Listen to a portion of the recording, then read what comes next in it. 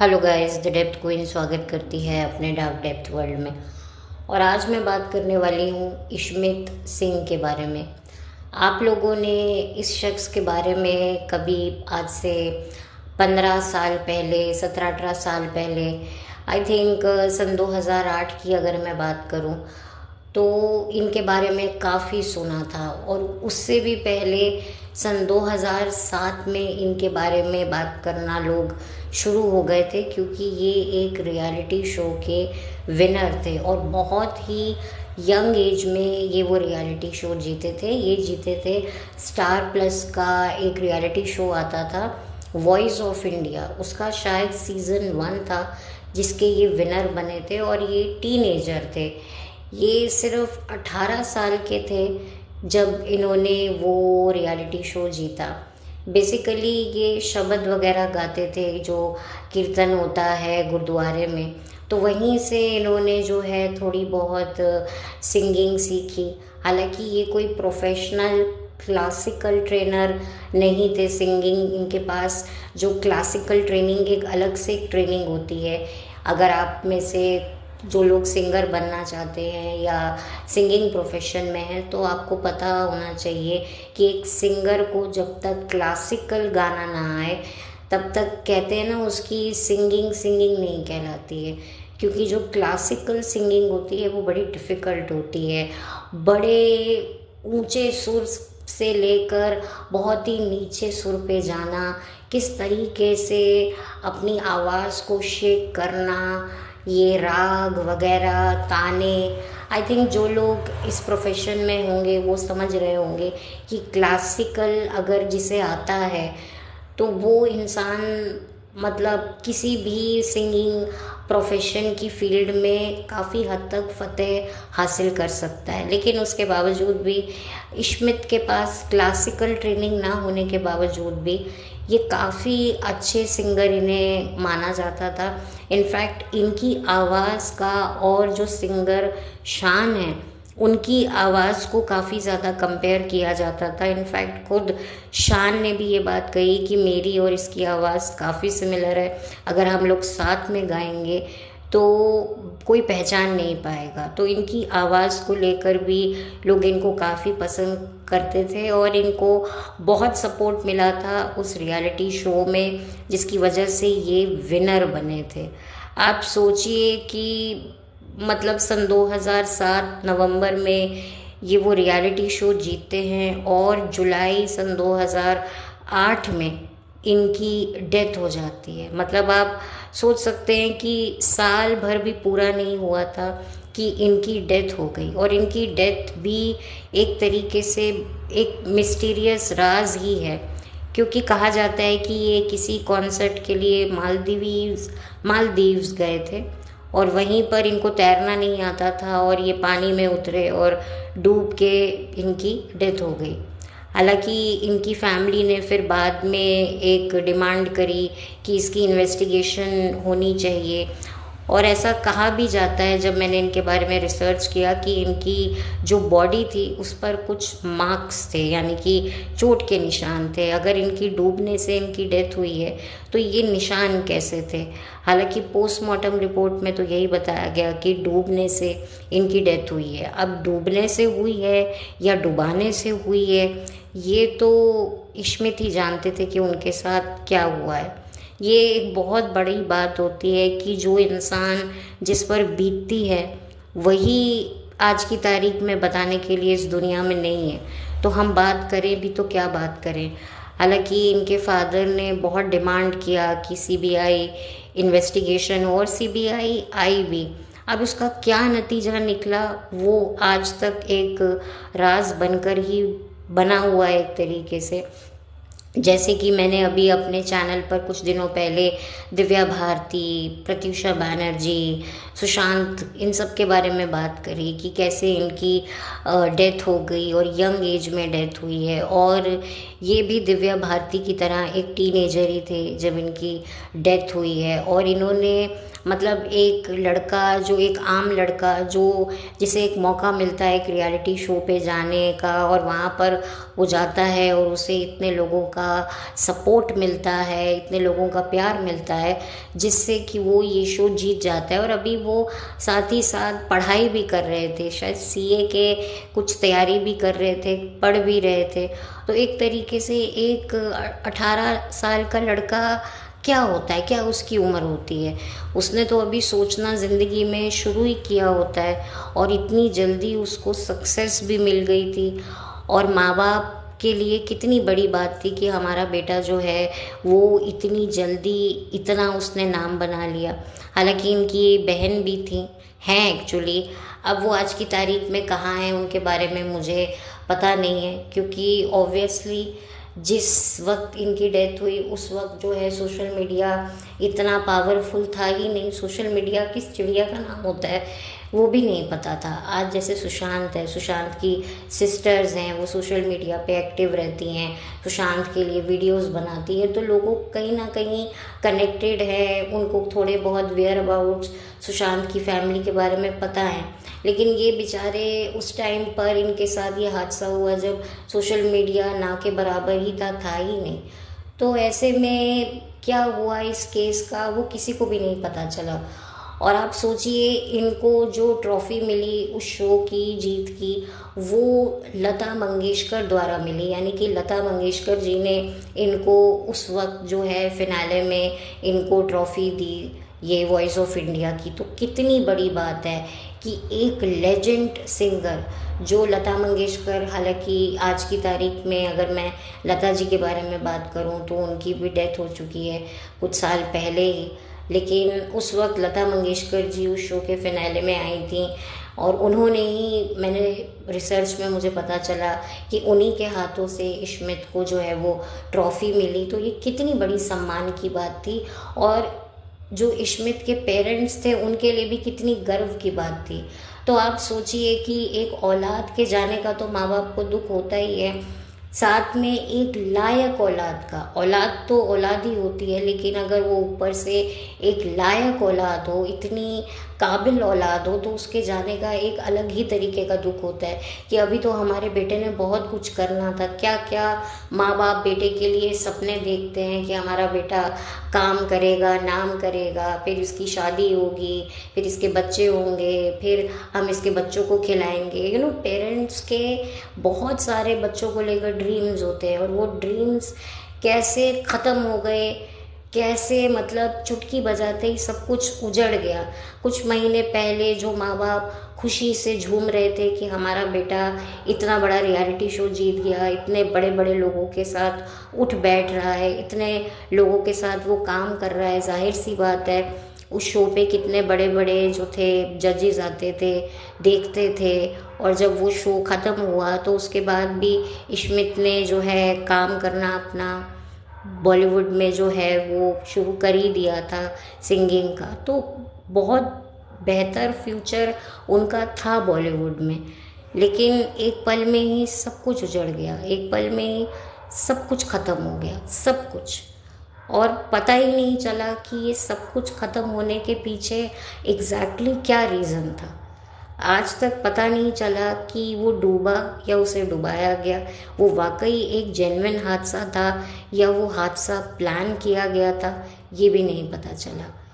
और जैसे कि मैं हमेशा कहती हूँ कि बॉलीवुड तो बॉलीवुड ही है, और मैंने अभी हाल ही में सुशांत के लिए जो वीडियो बनाया था तब मैंने ये बात कही थी कि मेरे लिए आज की तारीख में बॉलीवुड एक कब्रिस्तान है, क्योंकि जैसे कब्रिस्तान में जो मुर्दे दफन होते हैं वैसे ही एंटरटेनमेंट इंडस्ट्री में बॉलीवुड में न जाने कितने राज दफन हुए हैं। तो उन्हीं राजों में एक ये भी राज है कि इश्मित सिंह की कैसे मौत हुई, किस वजह से मौत हुई, एग्जैक्टली क्या कारण था, वो आज भी सामने नहीं आ पाया है, क्योंकि उस टाइम पर सोशल मीडिया था नहीं। तो कितना भी कौन प्रोटेस्ट करता। 2020 में तो तब तक कोरोना भी था, लोग फ्री थे, तो लोगों ने अपनी पूरी जान लगा दी सुशांत के लिए। उसके बाद भी क्या हुआ आपको पता ही है। तो यहाँ पर तो इश्मित की पूरी फैमिली तबाह हो गई। अब वो बेचारे, ठीक है, वो भी अपनी लाइफ में आगे बढ़ गए होंगे। ये गम तो देखिए, माँ बाप को तो औलाद के जाने का गम तो रहता ही है, और एक लायक औलाद का तो उनको कितना ज़्यादा अफसोस होगा।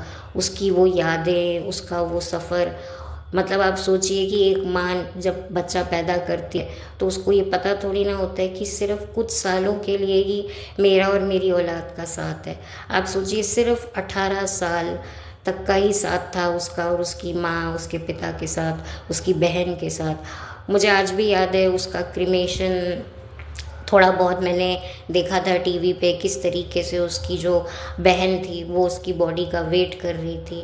तो ये बहन के लिए भी कितना बड़ा सदमा होगा कि मेरा भाई, मेरा वीर, जो इतना लायक था, जिसको मैं टीवी पे देख के कहती थी देखो ये जो गाना गा रहा है ना, ये मेरा भाई है, इसको जो शाबाशियाँ मिल रही हैं ना, ये मेरे भाई को मिल रही हैं, ये मेरा वीर है, ये मेरा प्रा है। और आज देखिए, उस प्रा के, उस वीर के प्राण ही निकल गए और वो बेचारा एक जिंदा लाश बन गया। उस बहन से तो पूछिए उसके दिल पे क्या बीत रही होगी उस टाइम पर, और आज भी वो कितना याद करती होगी जब भी रक्षाबंधन आता होगा, या जब भी कभी वो अपने भाई की कुछ अचीवमेंट्स को देखती होगी कि इतने कम वक्त में एक लड़का हमारे घर आया जिसने हमें इतना जो है वो प्यार भी दिया और हमारा सर भी फ़ख्र से ऊंचा करके ना जाने कहाँ चला गया। वो एक गाने की एक लाइन है ना, एक आ भरी होगी जाते जाते तुमने आवाज़ तो दी होगी। ये बात बिल्कुल सही है कि पता नहीं इश्मित ने कैसे अपने प्राण त्यागे हैं, किस अवस्था में त्यागे हैं, वो तो बस वही जानता था। क्या उसको हुआ, क्या उसकी लाइफ के साथ एक सेकंड में आप देखिए कि सारी की सारी जो उसकी मेहनत थी, उसकी सारी की सारी जो उसके जो सपने थे, वो एकाएक खट से चकनाचूर हो गए। कहाँ का कहाँ बंदा चला जाता है और छोड़ जाता है अपनी यादों की पोटली, और बस बड़ा ही तकलीफ़ होती है। वॉइस ऑफ इंडिया के बाद जो है इश्मित ने एक और रियलिटी शो किया था, जो जीता वही सुपरस्टार, जिसका कॉन्सेप्ट था कि दूसरे चैनल के या इसी चैनल के सिंगिंग रियलिटी शो के जितने भी कंटेस्टेंट हैं, जो विनर्स हैं, रनर्स अप हैं, उनको इकट्ठा किया जाए, उनकी एक अलग अलग टीम बनाई जाए और आपस में कंपटीशन किया जाए। तो उस शो में भी इश्मित ने पार्टिसिपेट किया था। हालांकि उसके विनर राहुल वैद्य बने थे, उसमें अभिजीत सावंत भी थे जो इंडियन आइडल 1 के विनर थे। तो पहले क्या होता था कि सीरियल के बाद अगर किसी चीज़ का बहुत ज़्यादा उस दौर में जो है नाम हुआ करता था, वो रियलिटी शोज़ का हुआ करता था। 90s के दशक में भी सिंगिंग रियलिटी शो आते थे, बट वो तब बड़े सिंपल तरीके से होते थे, बड़े सिंप्लिसिटी में जो है उन्हें बनाया जाता था, दिखाया जाता था। कोई ड्रामा नहीं होता था, कोई सनसनी नहीं होती थी। लेकिन आप देखिए कि धीरे धीरे धीरे धीरे कैसे जो है रियलिटी शो जो है आज की तारीख में स्क्रिप्टेड शो बन गया है। चाहे वो सिंगिंग हो या बिग बॉस हो या डांसिंग हो, कोई भी रियलिटी शो हो। इंडियन आइडल तो अभी भी आता है और पता नहीं उसको कौन देखता है। मुझे तो कभी भी सिंगिंग रियलिटी शो इतने अच्छे नहीं लगे, पर ठीक है, वो चल रहे हैं, किस वजह से चल रहे हैं मुझे तो पता ही नहीं है। और आज की तारीख में तो सब में भरपूर ड्रामा है, सिंगिंग कम और ड्रामा ज़्यादा मुझे दिखता है। बट खैर, ये वो दौर था जब लोग देखा करते थे, पसंद किया करते थे, और वाकई इश्मित को लोग बहुत पसंद करते थे और बहुत सारी उम्मीदें उससे थी। लेकिन वो सारी उम्मीदें टूट गईं और मतलब चकनाचूर हो गई, क्योंकि बहुत शौक लगा था। मुझे भी बहुत हैरानी हुई थी कि ये कैसे हो गया, क्योंकि मैंने भी इसके बारे में, मैंने इसको सुना तो इतना नहीं था क्योंकि मैं नहीं देखती थी ये सिंगिंग रियलिटी शोज़, लेकिन थोड़ा बहुत मुझे पता चलता रहता था। उस टाइम पर तो न्यूज़पेपर्स ही हम लोग पढ़ते थे, तो आर्टिकल्स वगैरह, इंटरव्यूज़, ये सब टीवी पे आते थे तो हम देखते थे। तो जब ये बात निकल कर आई कि इनकी डेथ हो गई है तो बहुत शौक लगा था। सच में बड़ा बुरा लगा था कि ये क्या हुआ। लेकिन तब लोग इतने अवेयर नहीं थे, तब लोग इतनी गहराई में नहीं जाते थे, इतनी डेप्थ में नहीं जाते थे। वो तो सन 2020 जून के बाद जो है लोगों को समझ में आया, लोगों को पता चला कि भाई सिक्के के दो पहलू नहीं, सिक्के के न जाने कई पहलू होते हैं जिन्हें हमें समझना चाहिए और फिर बाद में कोई कंक्लूजन निकालना चाहिए। अनफॉर्चुनेटली अगर ये सारे इंसिडेंट्स आज की तारीख में होते तो शायद हम कुछ इस केस के बारे में और भी बेहतर बात कर सकते थे, बट ये सन 2008 का केस है। आप सोचिए कि अपने जन्मदिन से कुछ महीने पहले ही एक इंसान का दुनिया छोड़ के चला जाना, ये कितनी बड़ी बात है। ये माता पिता के लिए कितना बड़ा सदमा है और ज़िंदगी भर वो इस सदमे में ही जी रहे होंगे और कोस रहे होंगे कि काश हमने अपने बेटे को नहीं भेजा होता, काश हमारा बेटा भले ही कुछ ना बनता पर हमारे पास ही तो रहता। ये माँ बाप को एक्चुअल में ना बहुत बाद में समझ आता है। जब तक बच्चे पैदा होते हैं उसी के बाद से हम अपने बेटे को ये बनाएंगे वो बनाएंगे, लेकिन कभी कभी हम ये भूल जाते हैं कि भाई हमारा बेटा ठीक है, जो भी बनना चाहता है वो अलग बात है, लेकिन इतना भी हम उसको नाम शोहरत के पीछे भागने के लिए नहीं कहेंगे कि जिससे हम जिंदगी भर उसकी शक्ल ही ना देख पाएँ। ये ग्लैमर इंडस्ट्री कितनी डरावनी है ये भी हमें समय समय पर बताती रही है, पर वो बात अलग है कि तब हमें समझ में आती नहीं थी। आज इतने सालों के बाद जब हम इतने मैच्योर हो चुके हैं, पता नहीं अपनी लाइफ में हम क्या क्या खो चुके हैं, तब जाकर हमें समझ में आया है। तो खैर बस मैं इतना तो ज़्यादा कुछ और बोल नहीं पाऊँगी क्योंकि और कुछ मेरे पास बात करने के लिए और कोई ऐसा कोई पॉइंट अब रहा नहीं है। बट भगवान उसकी आत्मा को शांति दे। इतने साल हो गए हैं, जो परिवार है उसके लिए मैं चाहूँगी कि वो जहाँ भी हो खुश तो खैर नहीं होंगे लेकिन एक अच्छी स्वस्थ हालत में हो और उसकी बहन सब अपनी ज़िंदगी में जो है वो स्टेबल रहे। और इश्मित भी उन चेहरों में से एक चेहरा है जो अचानक से हमारे सामने जितनी तेज़ी से आया उतनी ही तेज़ी से एकाएक कहाँ गायब हो गया कि आज तक हम उसे ढूंढ रहे हैं, वो हमें मिल नहीं रहा है। वो गाना है ना, बहती हवा सा था वो, उड़ती पतंग सा था वो, कहाँ गया उसे ढूंढो, बिल्कुल वही वाली बात है। तो खैर अब मैं इस वीडियो को बंद करती हूँ और बहुत बहुत जल्द मैं मिलूँगी आपसे एक नए वीडियो के साथ। तब तक के लिए thank you so much, have a blessed day. मुझे नहीं पता कि मैंने ये वीडियो मेरे जो बनाने का मकसद किसी को हर्ट करने का नहीं था, बस याद करने का था। मैं बहुत टाइम से इनके बारे में सोचती थी बट पता नहीं क्यों कोई और बात आ जाती थी, मैं उस पर वीडियो बना लेती थी। लेकिन मुझे सडनली आज ध्यान आया इनका, तो मुझे लगा मुझे इनके बारे में भी बात करनी चाहिए क्योंकि बहुत साल बीत चुके हैं और इनका भी काफ़ी एक हाई प्रोफाइल केस था। लेकिन आज इस केस का क्या हुआ है मुझे कुछ नहीं पता। अगर आपको पता हो तो प्लीज़ मुझे कमेंट सेक्शन में बताइएगा, या आप लोगों ने जब इस केस के बारे में सुना था तब आप लोगों की क्या राय थी, प्रतिक्रिया थी, उस टाइम आपको क्या लगा था। आप अपने ओपिनियन मेरे साथ ज़रूर शेयर कीजिएगा। बहुत जल्दी मिलूँगी एक नए वीडियो के साथ। Thank you so much, have a blessed day.